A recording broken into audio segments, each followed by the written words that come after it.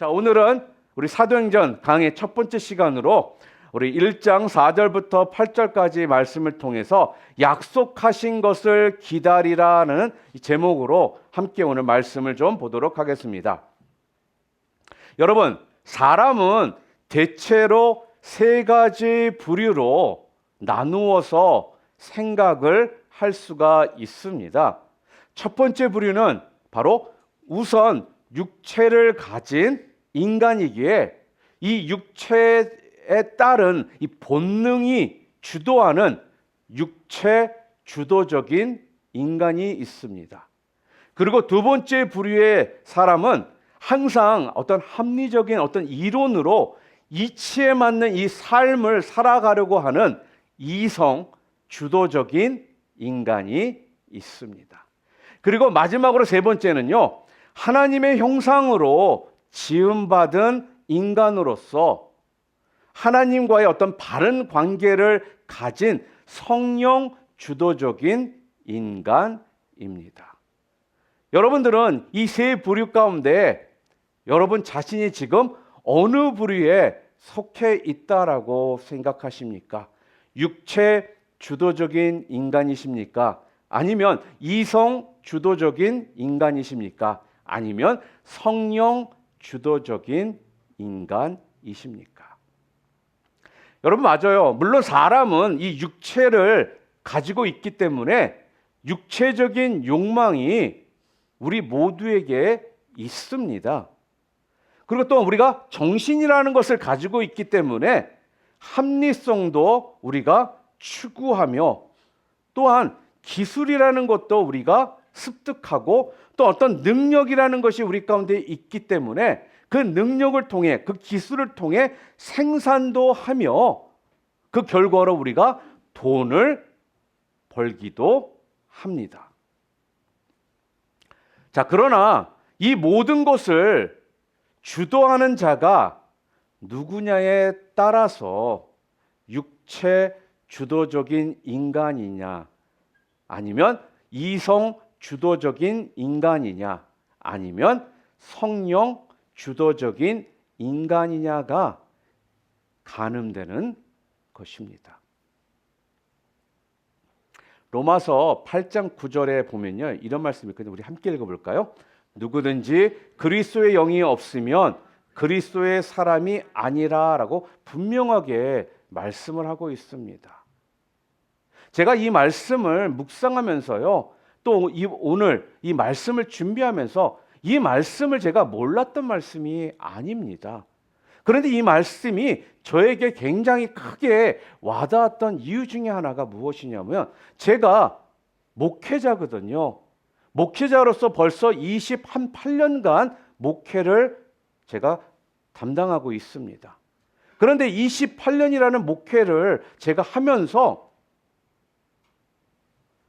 누구든지 그리스도의 영이 없으면 그리스도의 사람이 아니라, 이 말씀이 저에게는 크게 도전의 말씀으로 와 닿았다라는 것입니다.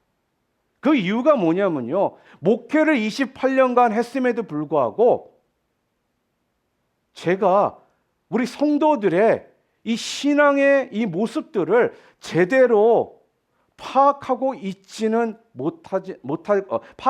못하지는 않는가 하는 그 생각을 가졌기 때문에 그렇다라는 거예요.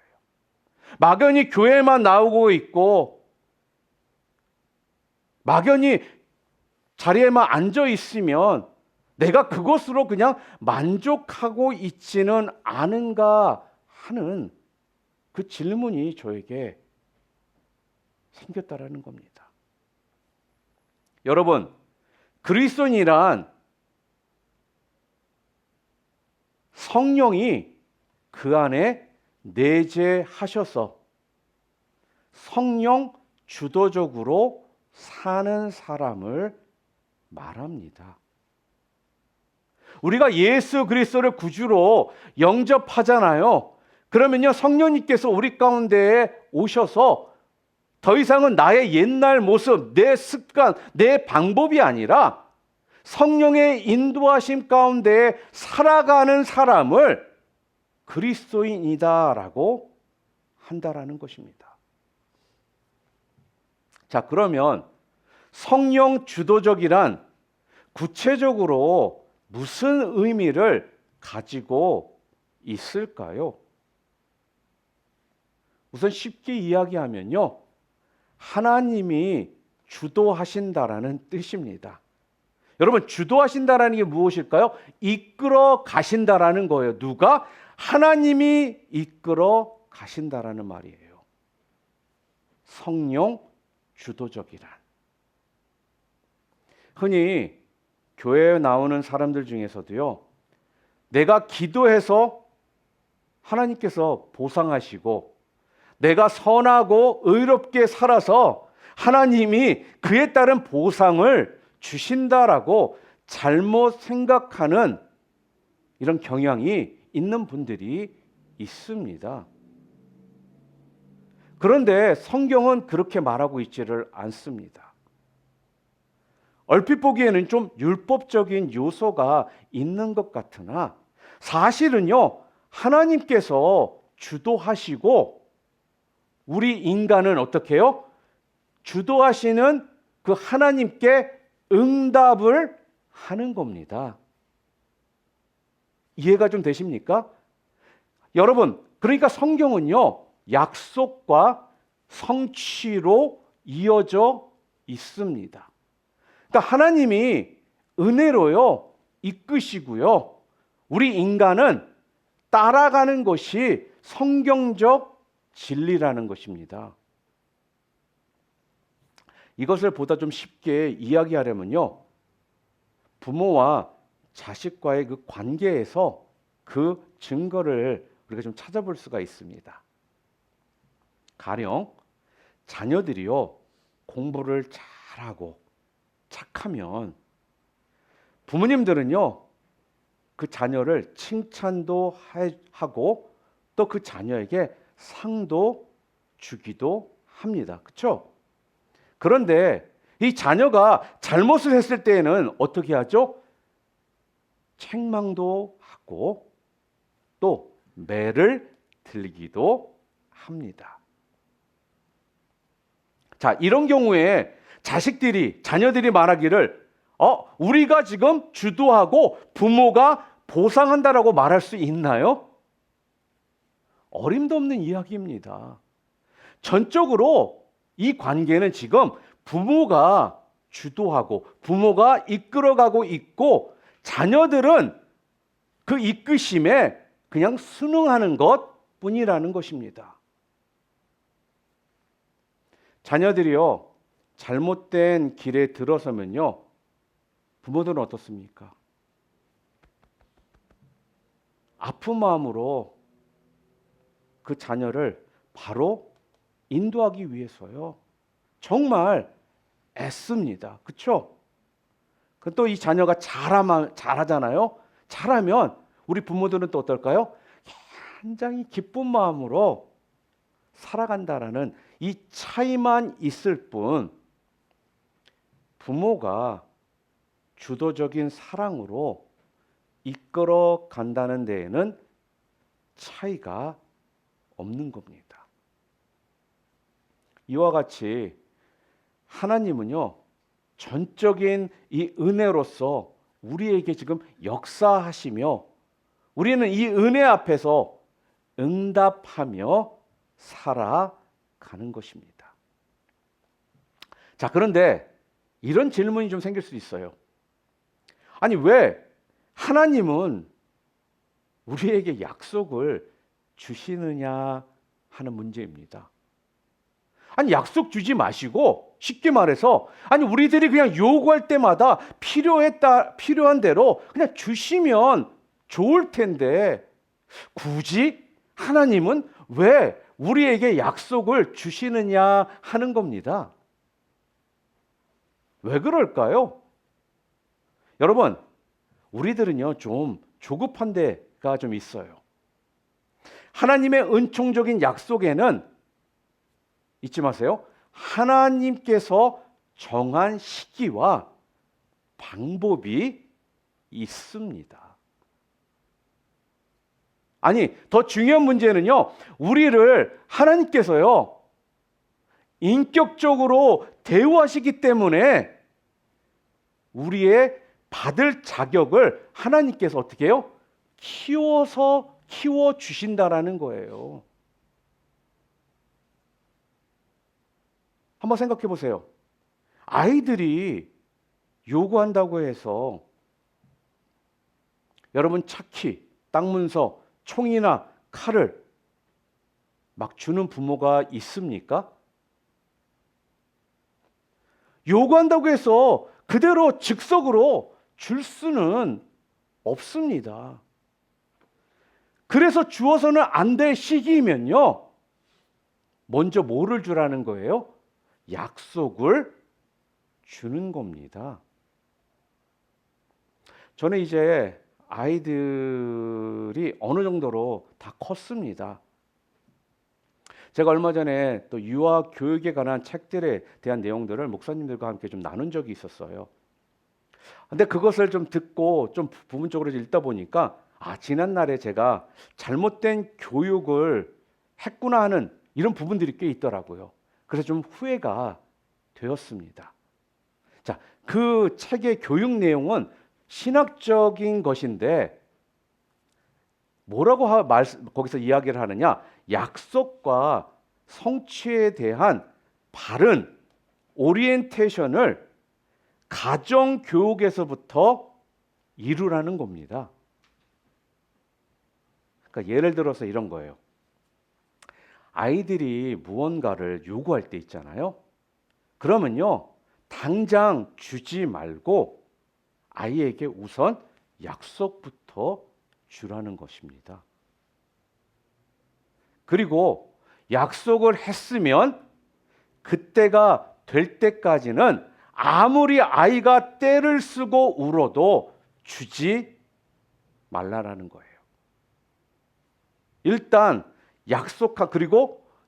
약속한 것은 비록 아이가 잊어버릴 수도 있잖아요. 잊어버리고 있어도 약속한 때에 주는 그러한 훈련을 가정에서 가르치라는 것이었습니다. 여러분, 이렇게 약속과 성취에 대한 이런 신의가 생기면요, 10년 후에 준다고 말을 해도요, 그 자녀는 그런 줄로 알고 믿게 된다라는 거예요.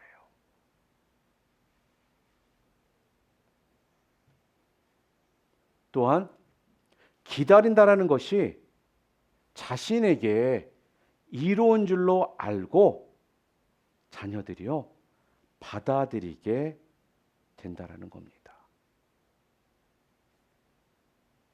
여러분, 이 훈련은 여러 방향으로 확산되어 가지고 공부할 시기에 공부하지 않으면 늙어서 고생한다라는 이 말도 믿어지게 된다라는 것입니다. 우리들은 주지 않겠다라고 기껏 말해놓고요, 아이가 떼를 쓰잖아요. 그럼 줍니다. 또 주겠다라고 분명 해놓고서는요, 까먹고 잊어버려서 아이들과의 어떤 소중한 이 약속을 쉽게 저버리는 일도 허다하다라는 거예요. 여러분, 제가 목회를 28년간 하면서 왜 성도들이 하나님의 이 약속에 대한 이 말씀을 믿지 못할까? 왜 기다리지 못할까라는 생각을 제가 말씀을 준비하면서 생각을 해봤거든요. 그랬더니 바로 이 이유가 가장 큰 이유였다라는 거예요. 어릴 적에 이 약속과 성취라는 이 관계를 훈련을 받지 않았기 때문에 매 순간 우리는 어떻습니까? 조급함에 원하는 것이 금방 이루어지지 않고 응답받지 않으면 우리는 어떻게 해요? 약속을 저버린다라는 거예요.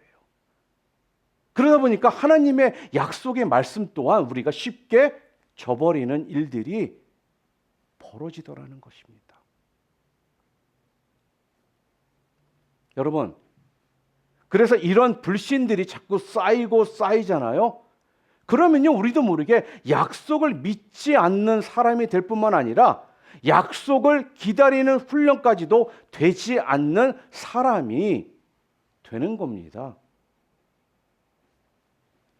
여러분, 자동차를 타고 가다 보면 신호등 앞에 우리가 서게 되잖아요. 그러면 신호등에 대해서는 당연히 우리가 지켜야 되는 작은 약속이 있습니다. 그런데 많은 경우 우리들의 어떤 조급함은 그 신호등 앞에서도 여실히 드러납니다.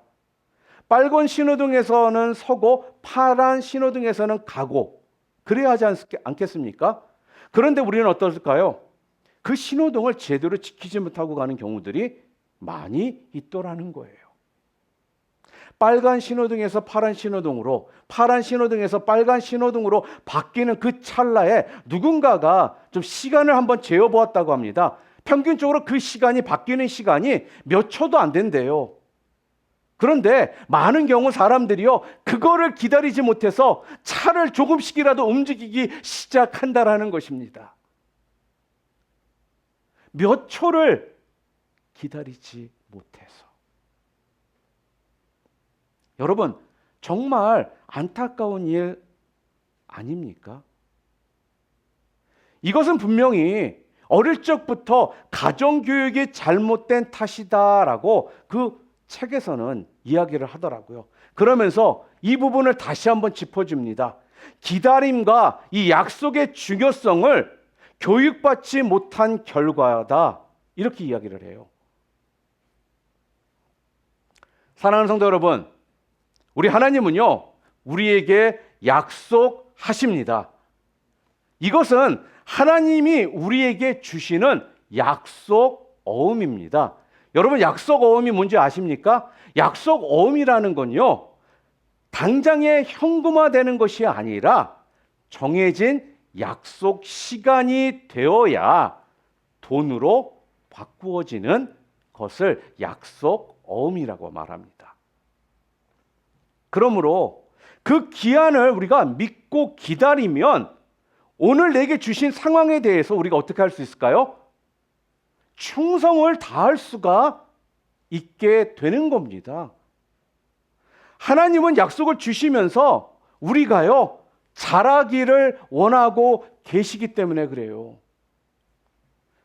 중생, 본어겐, 중생을 통하여 태어나게 하고 성령을 통하여 성장하며 성숙하게 되어 그 어느 수준까지 이르기를 우리 하나님께서는요, 지금도 이 시간에도 기대하고 계신다라는 것입니다.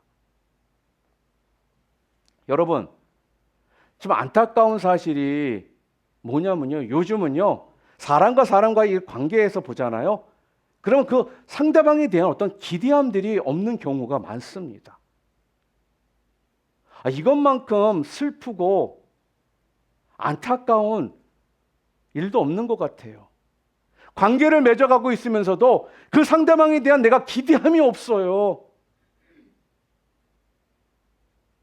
그런데요, 우리 하나님은요, 그런 우리들을 향해서 지금도 기대하시는 그 수준으로 여러분과 제가 이르도록 그 약속하신 그 시간대에 선물을 주시겠다라고 말씀하며 끝까지 여러분과 저를 향한 그 기대함을 놓고 계시지를 않는다라는 겁니다.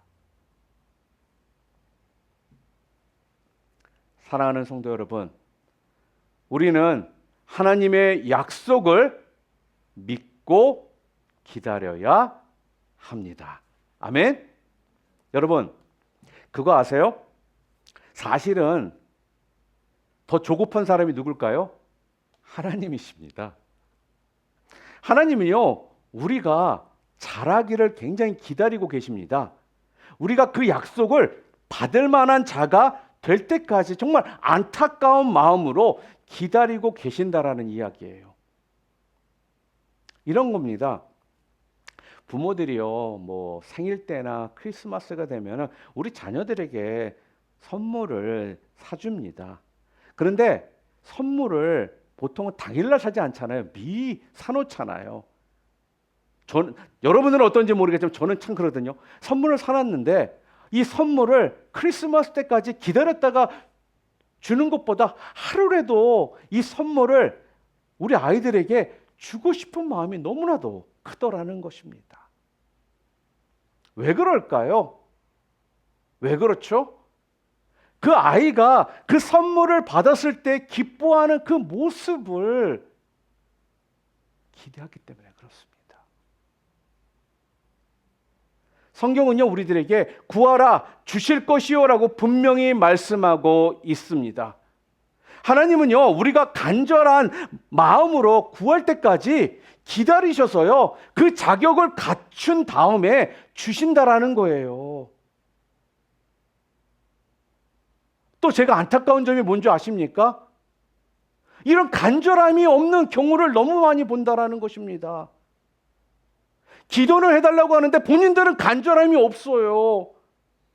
당연히 목사로서 여러분 위해 기도하지요. 그러나 여러분들이 간절함으로 기도할 때 하나님께서 여러분이 그 위치까지 오기를 기다리셔서 주기 때문에 여러분들이 간절함을 가지고 하나님 앞에 나와야 한다라는 거예요.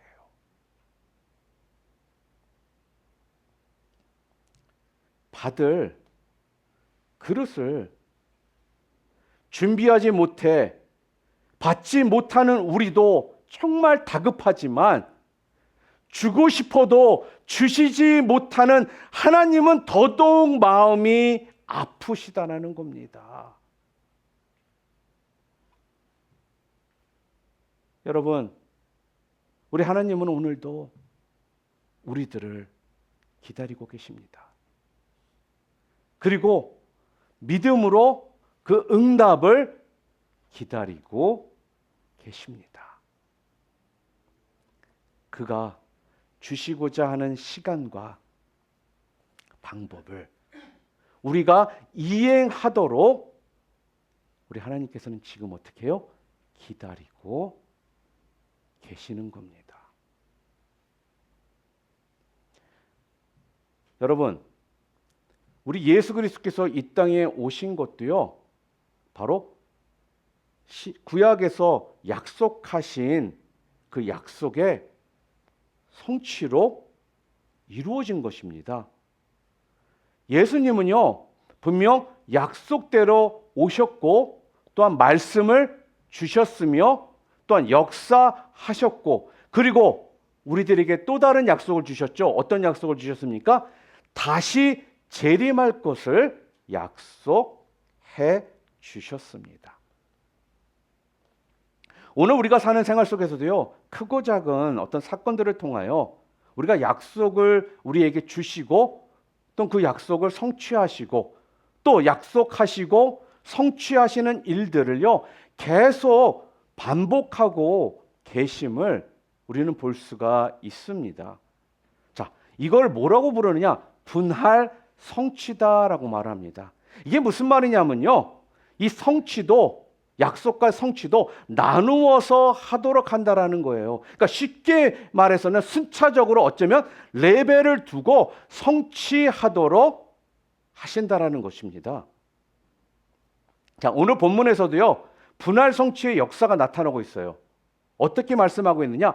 성령의 침례를 받으리라, 권능을 받으리라, 내 증인이 되리라, 이렇게 약속을 하셨습니다. 자, 그런데 그 약속으로 끝난 게 아니라 어떻게 말씀하느냐? 성령을 받을 때까지 기다리되 예루살렘을 떠나지 말고 기다리라. 자, 그러면 그것을 받고 나서 귀한 일들이 이루어질 것이다, 이렇게 말씀을 해요. 주님은요, 우리를 고아와 같이 그냥 내버려 두지를 않으시고요, 대래 우리에게 약속을 하셨습니다. 요한복음 14장 3절 말씀 우리 함께 볼까요? 함께 읽겠습니다. 가서 너희를 위하여 거처를 예비하면 내가 다시 와서 너희를 내게로 영접하여 나 있는 곳에 너희도 있게 하리라고 이렇게 말씀합니다. 여러분, 이거는요, 종말론적인 약속을 우리에게 주신 겁니다. 그러니까 예수님께서 하늘로 올라가시면서 내가 그곳에서 너희들을 위한 거처를 예비해 놓겠다. 그리고 나서 내가 다시 너희들에게 내려오겠다. 지금 그렇게 이야기를 또 약속을 해 주신 겁니다. 자, 그러면 오늘 본문 말씀을 통해서 우리가 크게 두 가지 약속을 분명하게 주고 계시는데 그 두 가지 약속이 좀 무엇인지 한번 좀 보도록 하겠습니다. 오늘 성경 말씀 첫 번째로 우리들에게 무슨 약속을 해주시냐? 성령의 침례를 받으리라는 약속을 우리들에게 주셨다라는 거예요. 성령의 침례. 여러분, 침례라는 건요, 기독교에 있어서 아주 중요한 의미를 가지고 있습니다. 침례 자체가 신학적 의미의 전체를 다 포함하고 있다라고 해도 과언이 아닙니다.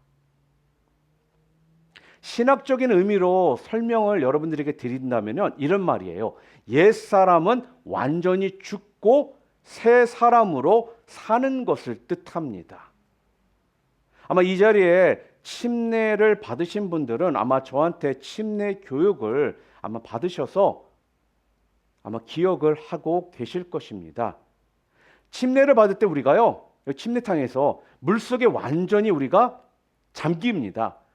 이 상황을 뭐라고 표현하는 거냐면은 우리의 어떤 육신, 우리의 죄성, 우리의 옛 모습이 예수님과 함께 죽고 그랬다가 그 물속에서 바깥으로 나올 때의 모습을 예수님과 함께 어떻게 부활한다라는 그 의미가 바로 침례에서 물속에 잠겼다가 나오는 그 모습입니다. 그러니까 육체적인 어떤 인간, 세속적인 인간으로는 내가 어떻게 해요? 죽고 나와서는 구원받은 하나님의 자녀로서 이제는 성령의 주도적인 인간으로 내가 다시 태어났다라는 말씀이에요. 바로 이런 역사가 바로 침례이며 성령이 임하면 이런 일이 이루어지겠다라는 말씀입니다. 올해 저희가 부활절 맞이해서 우리가 침례식을 거행하려고 합니다. 그래서 혹시라도 침례를 받지 않으신 분들은 그때 부활절 맞춰서 여러분들이 좀 침례를 또 받으시고 우리 유스 아이들 가운데는 한 3명 정도, 4명 정도가 또 침례를 받을 그 에이지에 나이에 왔기 때문에 아마 부활절 맞이해서 또 우리가 침례식을 할 때 아마 큰 또 많은 은혜가 분명히 있으리라 생각합니다. 그러니까 우리는요, 영적으로 오는 엄청난 그 변화를 바로 이 침례, 성령 침례를 통해서 우리가 설명하는 것이고요. 이것을 실질적으로 말한다면 생명적인 모습 가운데 우리가 어떻게 해요? 변화가 된다라는 것입니다. 여러분이 잘 아시는 종교개혁의 계획자 그러면 누가 생각나십니까? 마틴 루터가 있습니다. 마틴 루터는요, 신앙생활이 뭐냐라는 그 질문에 딱 한 줄로 이야기를 했습니다. 뭐라고 표현했는지 아십니까? 신앙생활이 뭐냐 그랬더니 매일 침례, 이렇게 한마디로 표현을 했습니다. 이게 무슨 말이냐면요, 매일 내가 죽고 매일 사는 것을 뜻합니다. 자, 그러니까 세속적이고 어떤 자기중심적인 것을 계속 매일 죽이고 그리스도적인 것으로 계속 살아나는 그 역사를 말하는 거예요. 그러니까 내가 어제 한번 죽었으니까 그 후로는 계속 나는 안 죽고 살아있겠다? 그것이 아니라는 것입니다.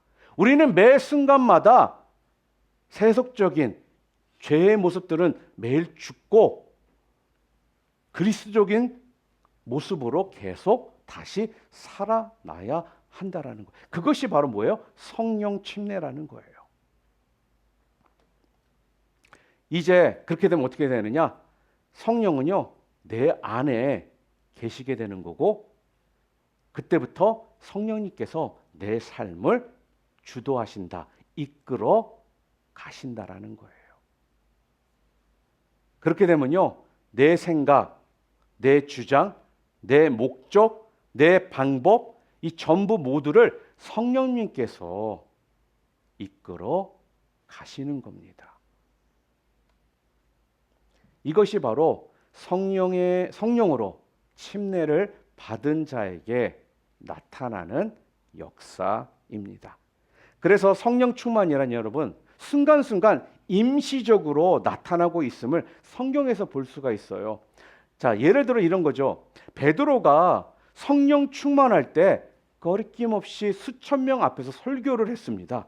여러분, 베드로가 어떤 사람입니까? 어부였습니다. 그 당시 어부는요, 좀 무식한 사람들이었어요. 아니, 이렇게 무식했던 사람이요, 그가 설교를 했더니 많은 사람들이 그의 설교를 듣고 감탄을 했다라는 거예요.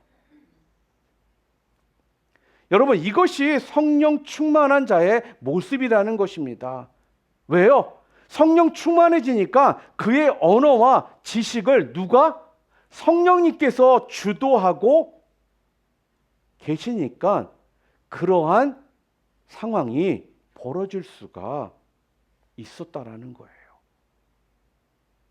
그러니까 하나님께서요, 베드로를 이용하셔서 역사하신 순간입니다. 또한 그 성령 충만할 때 어떤 일이 또 나오느냐? 비상한 용기를 갖게 됩니다. 어떤 비난이나 이런 죽음도 두려워하지를 않습니다. 어떤 오해도 상관하지를 않습니다. 베드로는요, 매를 맞고 핍박을 당하고 있었거든요. 그런 상황에서 베드로가 뭐라고 이야기한 줄 아십니까? 우리 사도행전 4장 19절 말씀 함께 읽겠습니다. 베드로와 요한이 대답하여 이르되 하나님 앞에서 너희의 말을 듣는 것이 하나님의 말씀을 듣는 것보다 옳은가 판단하라. 지금 베드로가 굉장한 위트 있는 말을 하고 있습니다. 그러니까 쉽게 말해서요, 이런 비상한 용기와 여유는요, 바로 성령 충만함으로 말미암아 그에게서 나왔다라는 거예요. 여러분, 지금 베드로는요, 매 맞고 핍박을 받는 상황이었습니다. 도망가야 되는 상황이었다라는 거예요. 그런데 베드로가 성령 충만함을 입으니까 어떻게 해요? 이렇게 말을 하더라는 것입니다. 또한 성령은 선택함에 있어서 우리를 또한 인도해 줍니다.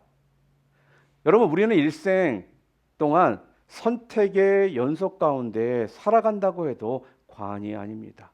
오늘 교회 올 때도 무슨 옷을 입을지 선택했을 것이고, 또 오늘 아침에도 무엇을 먹을지 선택하고 왔을 것이고, 또한 올 때도 프리웨이를 탈지 로컬로 올지 선택하며 오셨을 것이고, 모든 것들이 우리는요, 어떻게 해요? 선택이라는 것을 통해서 우리는 지금 살아가고 있다는 거예요.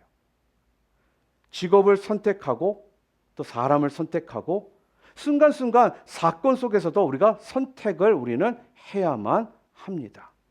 그때마다 성령이요, 나의 선택을 인도하여 영적인 방향으로 또한 영원한 가치의 것으로 그리스도적인 것으로 인도를 하신다라는 것입니다. 또한 성령은요, 내적인 변화를 일으킵니다. 어쩌면 이 변화는 자기도 모르게 변화하는 무의식적인 변화일 수도 있습니다. 혹 오늘 교회에 나오시면서 나는 교회에 나오다 깨달아지는 것이 별로 없는 것처럼 여겨지시는 분들이 계십니까? 누구는 교회 나와서 은혜 받았다고 하고 말씀이 크게 깨달아졌다고 하는데 나는 아무 느낌 없이 그냥 왔다가 가는 것 같다라고 여기시는 분들 혹시 이 자리에 계신가요? 그렇다면 여러분, 처음부터 딱 부러지게 깨달아지는 것은 아니라는 거예요. 몇 번 계속해서 나오다 보면 또 나와서 듣다 보면 자기도 모르는 어느 순간에 우리가 달라지게 된다라는 것입니다. 그래서 말씀이 선포되는 자리에 어느 자리도 우리가 가서 있어야 되는 이유가 그때가 언제인지 모르지만 그것을 통해 우리가 변화되기 때문에 그렇습니다. 한국에서 목회를 하시는 목사님이 들려주셨던 이야기입니다. 그 목사님이 심호하시는 교회는요, 술 마시기 경연대회에서 연 4연패를 제패하신 분이 있다고 합니다. 이런 대회가 있는지 저는 처음 알았어요. 어느 날 이분이요, 그 아내 어떤 강권에 이기지 못해가지고 세상적인 말로 교회에 끌려온 거예요. 그러다가 몇 주 그냥 계속 교회를 다녔습니다. 그러다가요, 목사님을 만난 거예요. 그러면서 그가 목사님에게 이렇게 얘기를 했다고 합니다. 목사님의 말씀은 제가 잘 알아듣지 못하겠습니다마는 그런대로 나올 만은 하니까 계속 일단 나올게요. 그런데 목사님, 좀 이상한 점은요, 점점 술맛이 떨어지더라는 겁니다. 왜 그럴까요? 이러다가 제가 술 끊을까 봐 걱정이 됩니다. 이렇게 농담 반 진담 반 이야기를 했는데 이 목사님이 그분과 대화 후에 굉장히 이 대화가 인상적으로 남았다고 합니다. 여러분도 그거 아세요? 여러분 주변에도 아마 이런 비슷한 이야기를 하셨던 분의 이야기를 들어본 적이 있을 겁니다. 저에게 굉장히 잘 알던 형제가 하나 있었는데요. 이 형제는 중학교 때부터 한국에서 중학교 때 담배를 하루에 2갑씩 피웠던 형제였다고 합니다. 그러니까 평생을 담배를 손에 달고 살았던 거예요. 그러다가요, 예수님을 영접하고 성령님이 내재하기 시작하니까 갑자기 담배 냄새가 그렇게 싫더라는 거예요. 그러고 나서 곧바로 담배를 끊었습니다. 여러분, 이렇게 성령은요, 나의 어떤 성격, 어떤 취향, 그리고 입맛까지도 변화를 일으키십니다.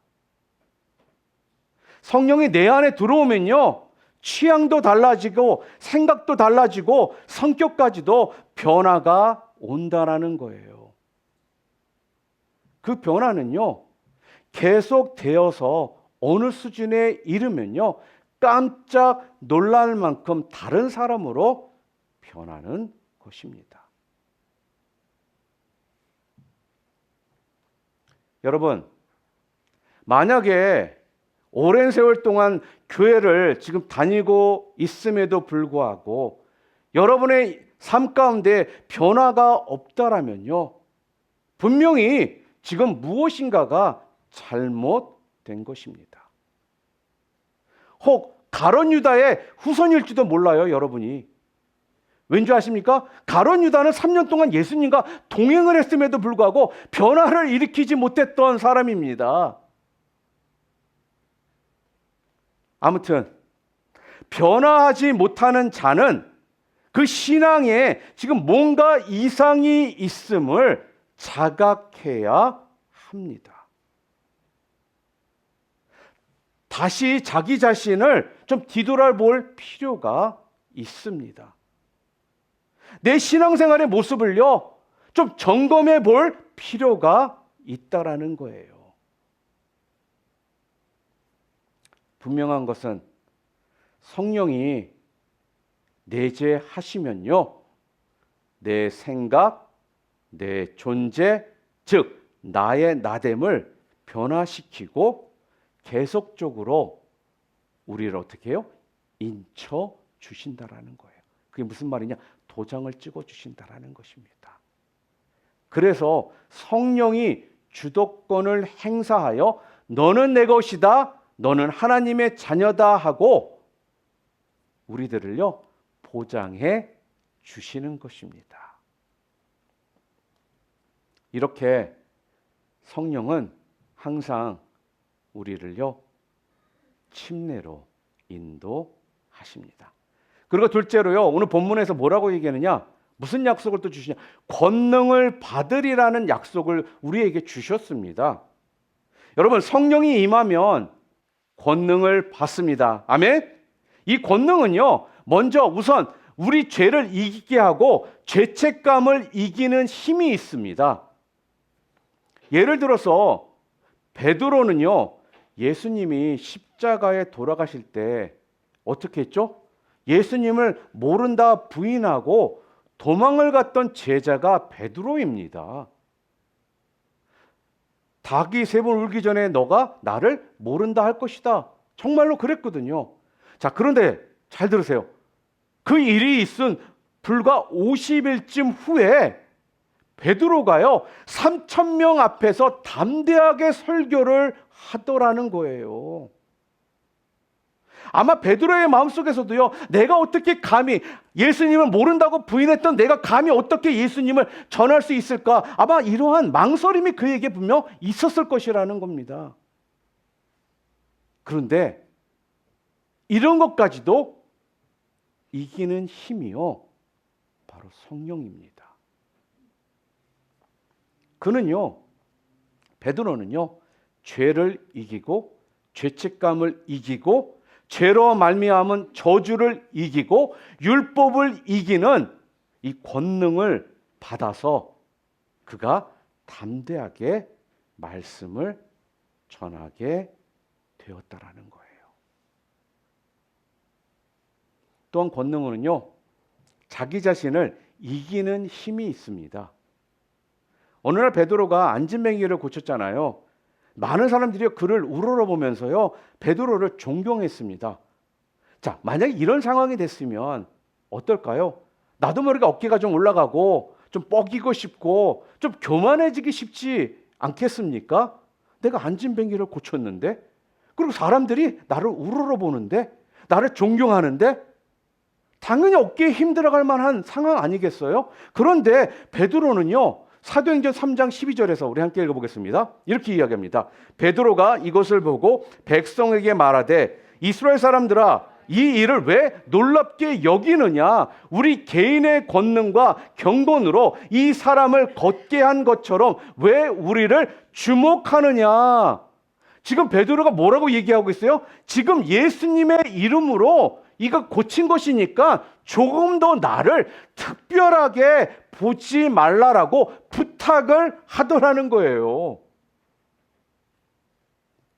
자기 교만을 극복하는 대단히 어려운 일을 지금 해내고 있더라는 것입니다.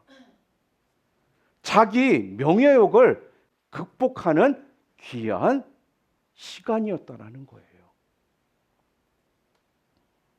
여러분, 초대교회에 성령을 받은 성도들은요, 그래서 이 욕심을 극복했습니다.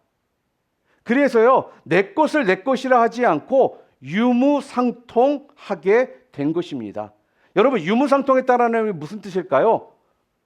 가진 자가 없는 자에게 나누어 주고, 없는 자는 가진 자에게 도움을 받아 서로 돕는 것을 의미합니다. 그러니까요, 이게 가능했던 이유가 뭔지 아십니까? 아니, 우리의 모습을 먼저 한번 이야기해 볼까요? 왜 우리가 하나님 앞에 드리는 것이 자꾸 아까울까요? 왜 하나님 앞에 드리는 것이 자꾸 머리를 써야 되는 일이 됐을까요? 그 이유는 딱 한 가지입니다. 그것이 내 것이다라고 생각하기 때문에 어려워지는 거예요. 그런데요, 초대교회 성도들은요, 성령 충만함 가운데 권능을 받으니까요, 더 이상은 이게 내 것이 아니라 주님 것임을 분명히 알게 되니까 내 것이 아니니까 더욱더 편안하게 함께 나눌 수 있는 사람이 된 겁니다.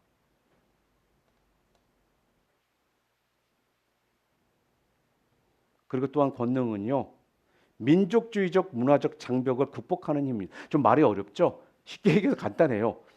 이전에는 이방 사람들을 이스라엘 백성들은 굉장히 멸시했었습니다. 그들과 가까이 하는 것조차도 혐오스럽게 여겼던 사람들이에요. 그런데 성령이 임하고 권능을 받으니까 어떻게 되기 시작합니까?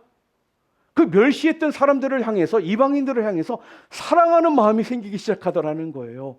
사랑하는 마음이 생기니까 그들에게요, 이 복음을 전하게 되더라는 겁니다. 그리고 마지막으로 권능은요, 고난과 이 핍박을 이기는 힘이 있습니다. 오히려 어떤지 아세요? 핍박받을 때 기뻐하고요. 그리고 공회로 나오라고 성경은 기록하고 있더라는 거예요. 예수 이름으로 손해보고 예수 이름으로 매맞을 때 오히려 감사하고 찬송하며 기뻐했다라는 것입니다. 이 권능은요, 죽음의 공포도 이기게 하고요. 이 권능은요, 나아가서 죽음을 이기는 엄청난 힘입니다. 그렇기 때문에 죽음을 각오하고 증인이 되려고 한다라는 거예요. 우리는 약속하신 성령을 기다려야 합니다. 힘으로도 능력으로도 안 되는 것을요, 성령만이 가능하게 하십니다. 그에게만 능력이 있어 나를 죽이고 하나님의 자녀가 되게 하시어서요, 이 땅에서 증인으로서의 삶을 살게 하는 겁니다. 사랑하는 성도 여러분, 성령의 침례를 받고 성령 충만함을 받고 성령의 권능을 받고 그리고 증인이 되잖아요. 그러면 아까도 분할 성취라는 말씀을 드렸죠. 여기에서 끝나는 것이 아니라 우리 하나님께서는요, 우리에게 새로운 또 약속을 주십니다. 그런데 더 놀라운 게 뭔지 아세요? 그 약속은 성취로 이루어진다라는 거예요.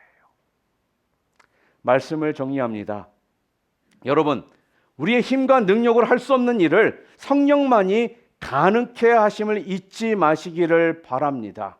그리고 우리는요, 약속하신 이 성령을 믿고 무엇을 해야 돼요? 기다려야 한다라는 거예요. 자, 그럴 때 성령의 침례, 성령의 충만, 성령의 권능, 또한 증인의 삶을 우리가 살아가게 되는 것입니다.